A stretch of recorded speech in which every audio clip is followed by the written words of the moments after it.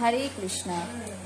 Recently আহমেদাবাদে যে plane দুর্ঘটনা হয়েছে সেখানে শ্রীমদ্ ভগবত গীতা একদমই অক্ষত, কিছুটা আজ ওখানে এসে পড়েছে, কিন্তু শ্রীমদ্ ভগবত গীতা সম্পূর্ণ অক্ষত।